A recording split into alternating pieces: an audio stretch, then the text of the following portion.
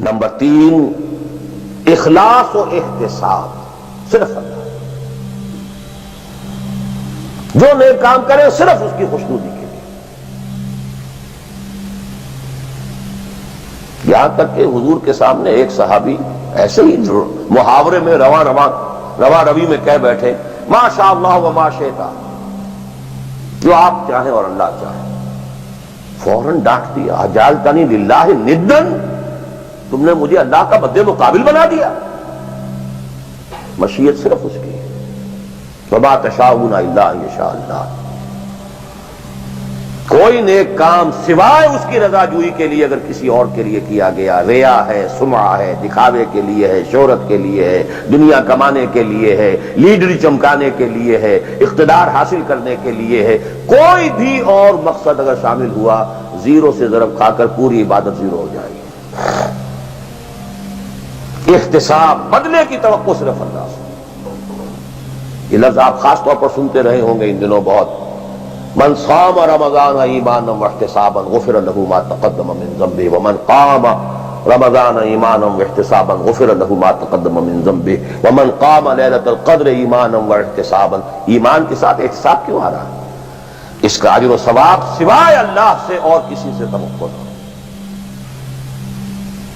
یہ 5 چیزیں ہیں۔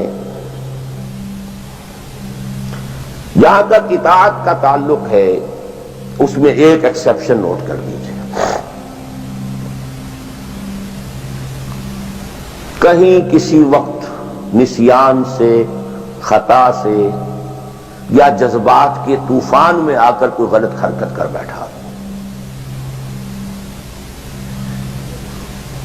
لیکن فوراً توبہ کر لے، یہ مستثنیٰ ہے۔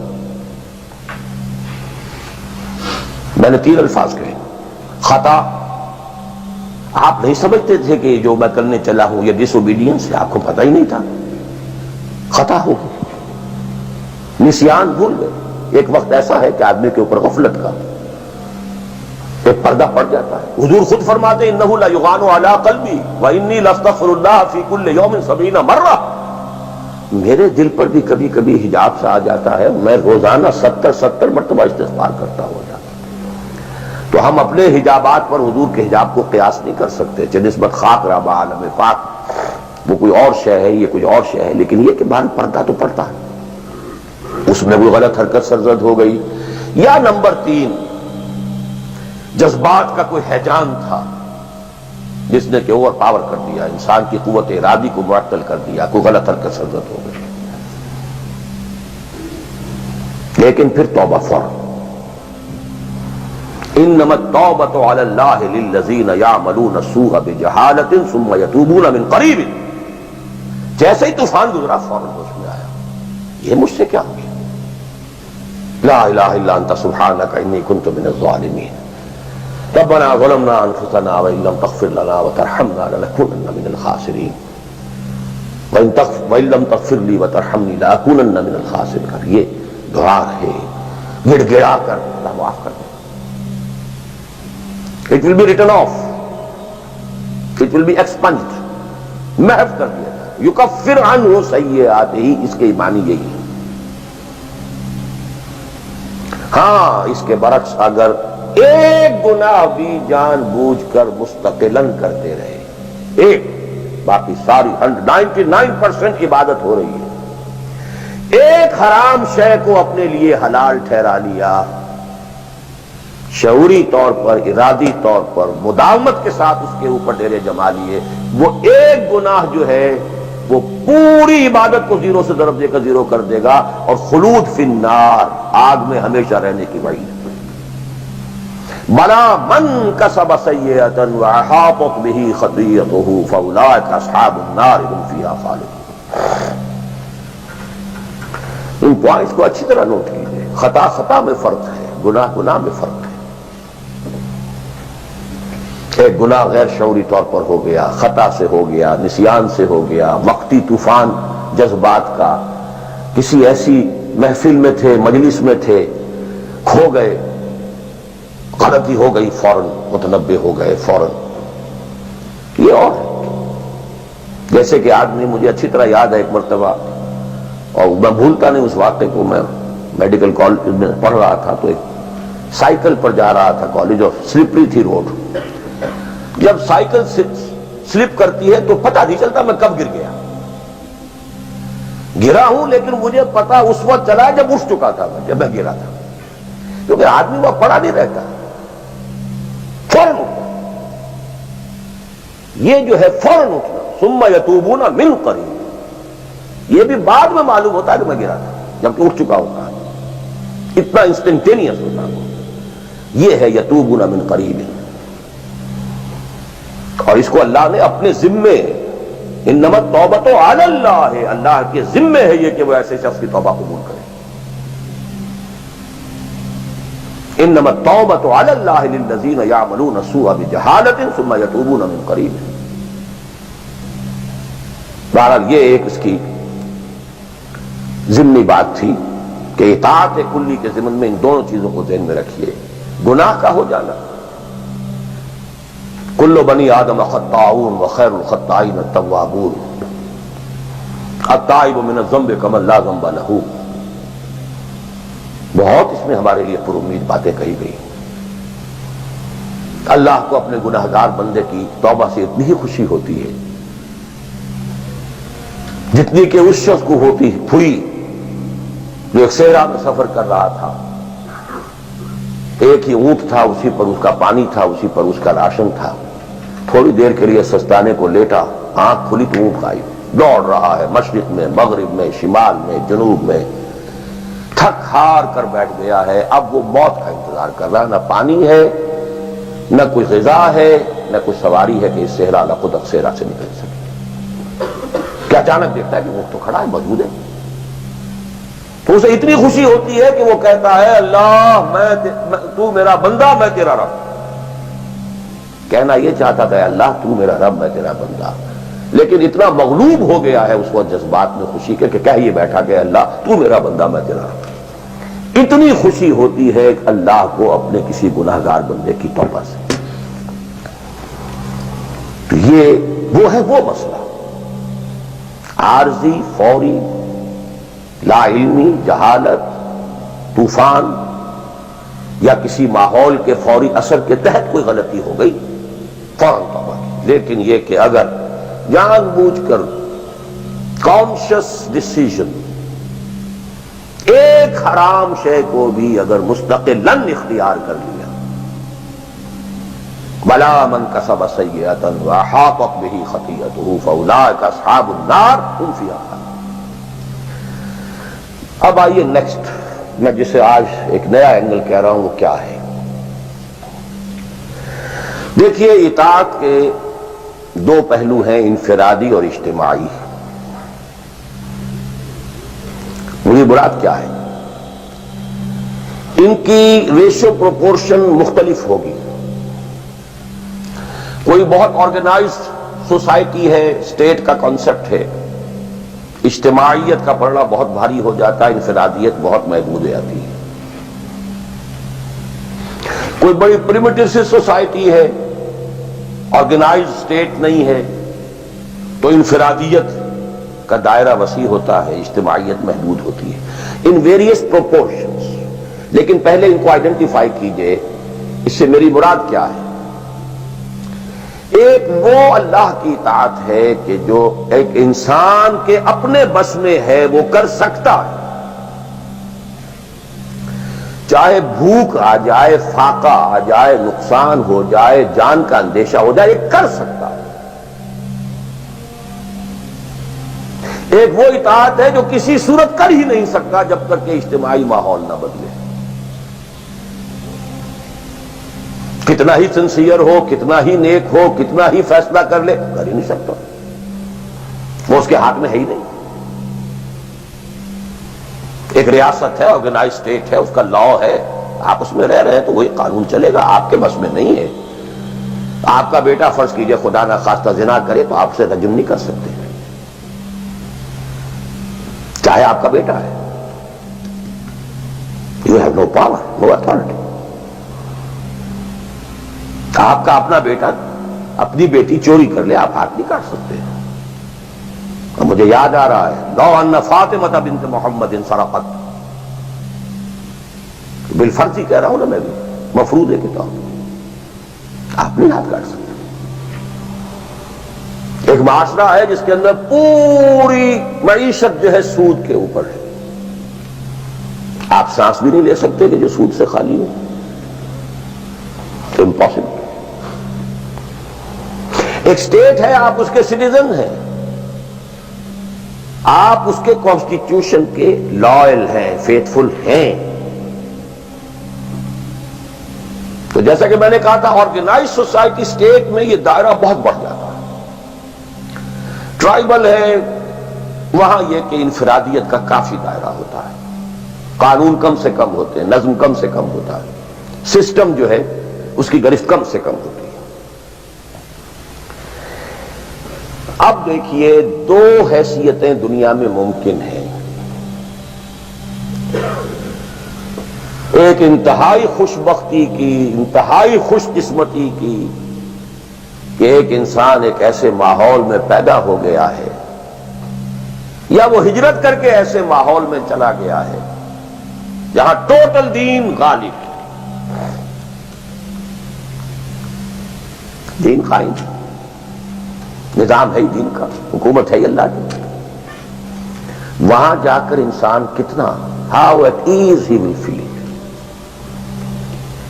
نو فرکشن، وہ بھی اللہ کی بندگی کرنا چاہتا ہے، ماحول بھی سازگار ہے، پورا نظام بھی اللہ کی بندگی پر ہے، پورا قانون بھی اللہ ہی کا نافذ ہے، پورا تعلیم کا ڈھانچہ بھی اللہ ہی کے ہدایت کے مطابق ہے، تمام ذرائع ابلاغ سے بھی اسی کے مطابق چیزیں ہیں جو نشر ہو رہی ہیں، آڈیو ویژول سب کچھ۔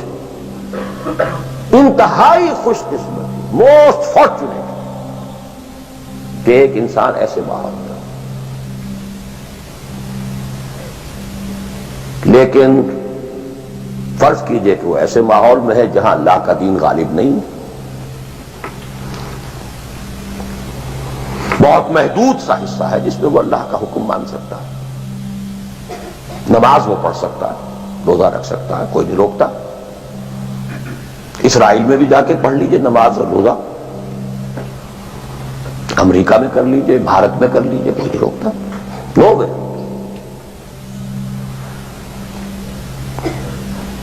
لیکن باقی ویرینگ ڈگریز میں ہوگا یہ کہ زندگی کا 75%، 80%، 50%، 60% وہ باطل کے قبضے میں ہے، تو وہ بھی تو 50%، 60% کافر ہے۔ He's a part and parcel of that environment, of that system۔ قرآن کے تینوں فتوے اس پر بھی تو لگ رہے ہیں، وَمَن لَّمْ يَحْكُم بِمَا أَنزَلَ اللَّهُ فَأُولَٰئِكَ هُمُ الْكَافِرُونَ وَمَن لَّمْ يَحْكُم بِمَا أَنزَلَ اللَّهُ فَأُولَٰئِكَ هُمُ الْفَاسِقُونَ وَمَن لَّمْ يَحْكُم بِمَا أَنزَلَ اللَّهُ فَأُولَٰئِكَ هُمُ الظَّالِمُونَ۔ وہی ظالم ہے، اور ظالم سے مراد مشرک، ان الشرک لظلم عظیم، وہی کافر ہے۔ بتوں سے تجھ کو امید ہے، خدا سے نو امیدی، مجھے بتا تو صحیح اور کافری کیا ہے؟ کفر کہتے کسے؟ وہی تو فاسق ہے، ناہنجار ہے، باغی ہے۔ ویرنگ ڈگریز کے اندر جتنا بھی اس نظام کی گرفت ہے، اس درجے میں ہر وہ شخص کافر اور ظالم اور مشرک ہے جو اس ماحول میں رہ رہا ہے۔ ان دونوں حالتوں میں دین کے تقاضے بالکل ایک دوسرے کے برعکس ہو جاتے ہیں۔ اب یہ پوائنٹ ہے جو میں چاہتا ہوں آج، I want to hammer it۔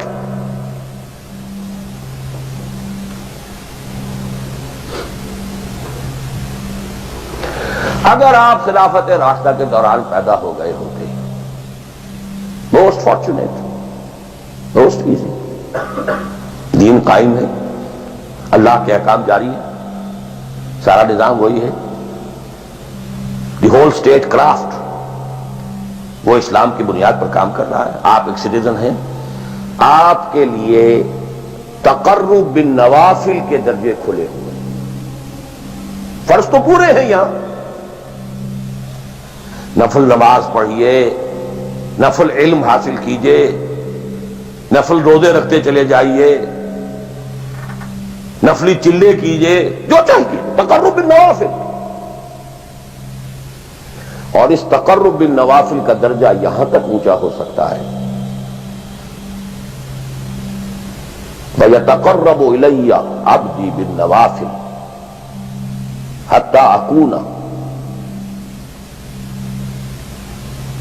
میرا بندہ نوافل کے ذریعے سے میرا تقرب حاصل کرتا جاتا ہے یہاں تک کہ میں اس کی آنکھیں بن جاتا ہوں جن سے وہ دیکھتا ہے،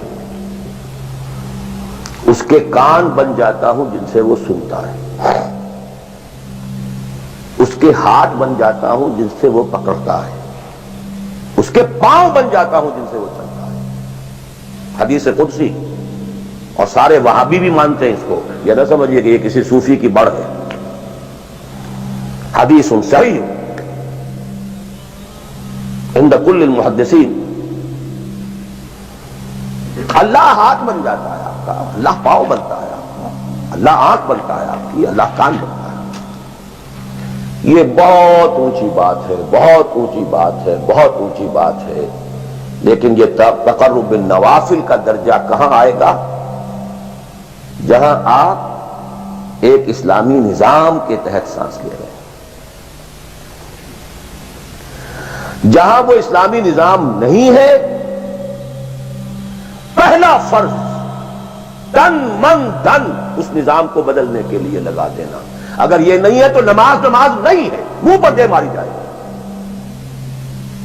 میں جو کچھ کہہ رہا ہوں ولا وجل بصیرت کہہ رہا ہوں، میری پوری زندگی کے مطالعے کا نچوڑ ہے۔ نماز منہ پر دے ماری جائے، روزے منہ پر دے مارے جائے۔ You reconcile yourself to that system جو میری بغاوت کے اوپر مبنی تھا۔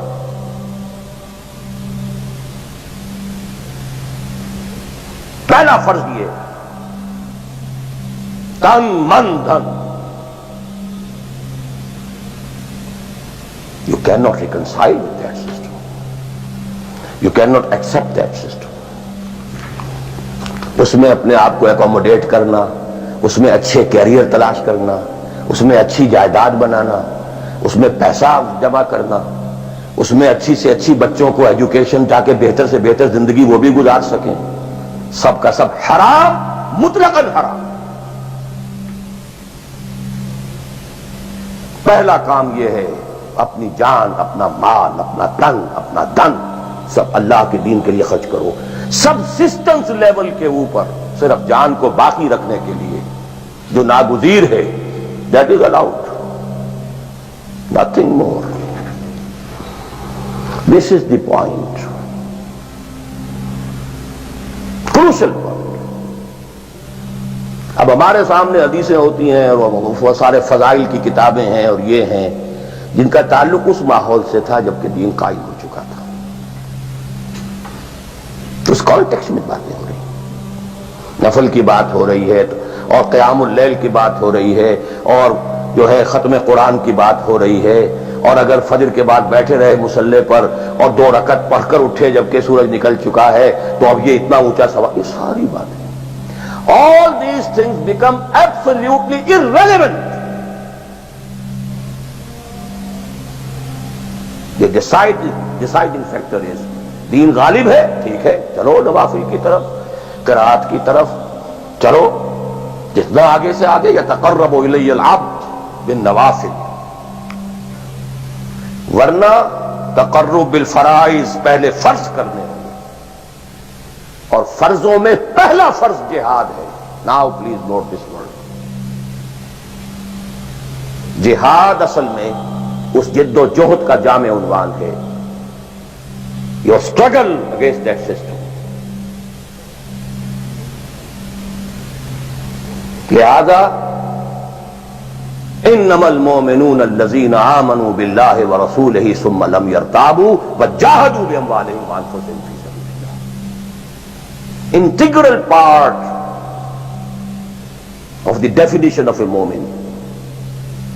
اگر زندگی اس سے خالی ہے یا اتنی ہے، بس جتنی ہو جائے نفل کے درجے میں، اصل وقت اصل دھارا بہ رہا ہے دنیا کی طرف، دنیا کے حصول کے لیے، جتنا پھیل سکیں، جتنا پھل سکیں، جتنا پھول سکیں، جتنی جڑیں گہری جما سکیں، جتنا کچھ اولاد کے لیے چھوڑ کر بڑھ سکیں، جتنا اولاد کو زیادہ سے زیادہ دنیا کی سہولتیں دینے حاصل کرنے کے قابل بنا کر جا سکیں، ساری تو توانائیاں اور ساری قوتیں اور ساری صلاحیتیں اور سارے اوقات تو کپے ہوئے اس میں۔ اچھا آپ کو تھوڑا سا دین کا کام بھی، آخر دھوکہ تو اپنے آپ کو دینا ہی ہے نا۔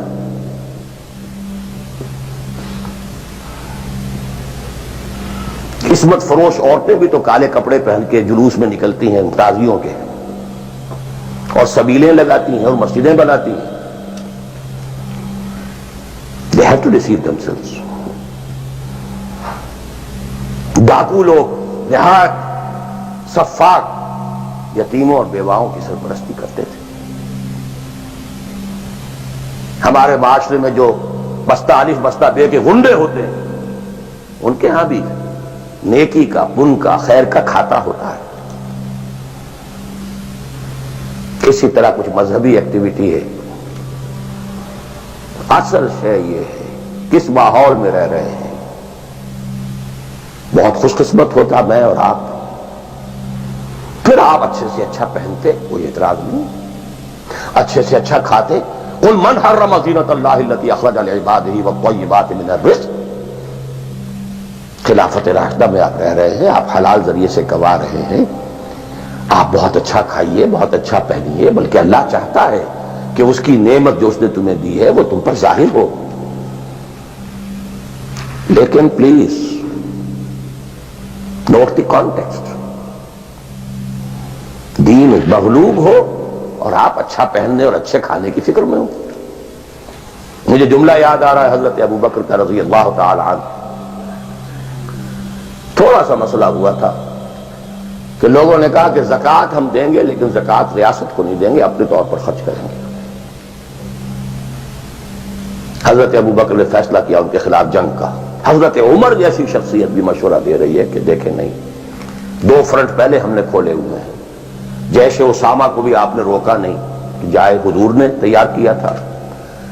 پھر جو مرتدی ہو گئے، کسی اور کو نبی مان لیا، ان کے خلاف تو جنگ کرنی ہی کرنی ہے، لیکن یہ تو صرف نماز بھی پڑھ رہے ہیں اور یہ زکوٰۃ کا بھی انکار نہیں کر رہے، صرف ہمیں نہیں دے رہے ہیں، تو ان کے ساتھ ذرا مصلحت کا تقاضا یہ ہے کہ کچھ نرمی کی جائے۔ ان کے بڑے پیارے الفاظ تھے، ایبدل الدین وانا حی،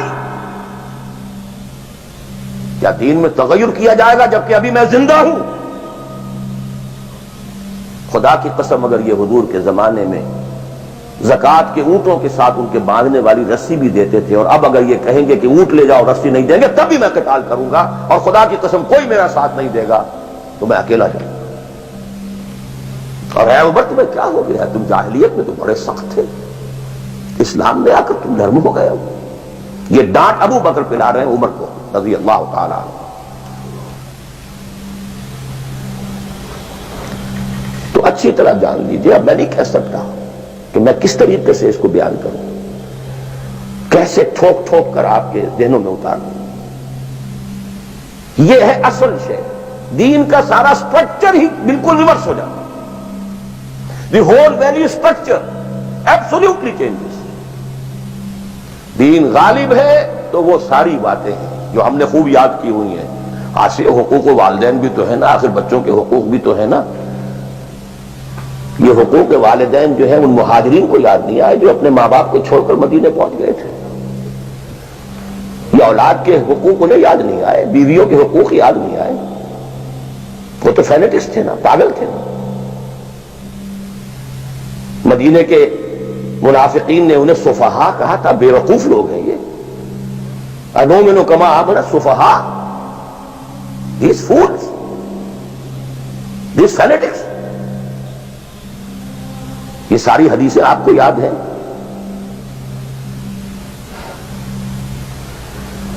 فرق ہے، اسلام غالب ہے تو مسئلہ کچھ اور ہے۔ اچھا کھائیں، اچھا پہنیں، نوافل ہے، نوافل پر نوافل ہے، جتنی ترقی کیجئے، دنیا میں کرنا چاہیں دنیا میں کیجئے، روحانی ترقی کرنا چاہیں روحانی ترقی کیجئے، سارے میدان کھلے۔ علم میں، پروفیشن میں، کسی خاص فن میں ترقی کرنا چاہے کیجئے۔ دین غالب نہیں ہے، اور آپ خود 50%, 60%, 70%, 90% کافر ہیں، اس لیے کہ اس ماحول کا جز ہے جس میں کفر کا نظام ہے۔ تو پہلا کام تو اپنے آپ کو اس کفر سے نجات دلانا ہوگا، پھر نماز بھی اسی کے لیے ہے۔ وَاسْتَعِينُوا بِالصَّبْرِ وَالصَّلَاةِ، مدد حاصل کرو نماز سے۔ کس کام کے لیے مدد حاصل کرو؟ The mission to make the deen of Allah supreme، ان اقیموا الدین۔ نماز اس کے لیے سبسروینٹ ہے، اس کے لیے مدد ہے۔ روزہ اسی کے لیے جنگ کرنے کی صلاحیت پیدا کرنے کے لیے ہے۔ اس لیے 23ویں رکوع میں سورہ بقرہ کے روزے اور رمضان کے احکام ہے، 24ویں رکوع میں قتال شروع ہو گیا۔ قاتلوا فی سبیل اللہ الذین یقاتلونکم۔ اور عرب جو ہے وہ روزہ رکھواتے ہی صرف گھوڑوں کو تھے، خود تو رکھتے ہی نہیں تھے، کیونکہ گھوڑے کو استعمال کرتے تھے لوٹ مار میں، غارت گری میں، جنگوں میں۔ اور گھوڑا ہے نرم نازک مزاج جانور، پیاس برداشت نہیں کر سکتا، بھوک برداشت نہیں کر سکتا، اونٹ تو کر جاتا ہے، چاہیے تھا انہیں گھوڑا، لہذا گھوڑے کو عادی بناتے تھے دھوپ کا، پیاس کا، بھوک کا، تاکہ ایسا نہ ہو کہ اہم مارکے کا وقت اور گھوڑے صاحب جواب دیے بیٹھے تو سوار کیا کرے گا؟ تو ساما یسومو عربی زبان میں گھوڑے کے لیے تھا، انسانوں کے لیے تھا ہی نہیں۔ یہ تو مدینے میں آنے کے بعد پھر حضور نے یہودیوں کو دیکھا کہ روزہ رکھتے ہیں، تو آپ نے بھی مسلمانوں سے کہا عاشورہ کا روزہ ہے وغیرہ وغیرہ، چھوڑ دیجیے اس بات کو، لمبی ہو جائے گی۔ یہ ساری چیزیں اصل میں ہیں اس مقصد کے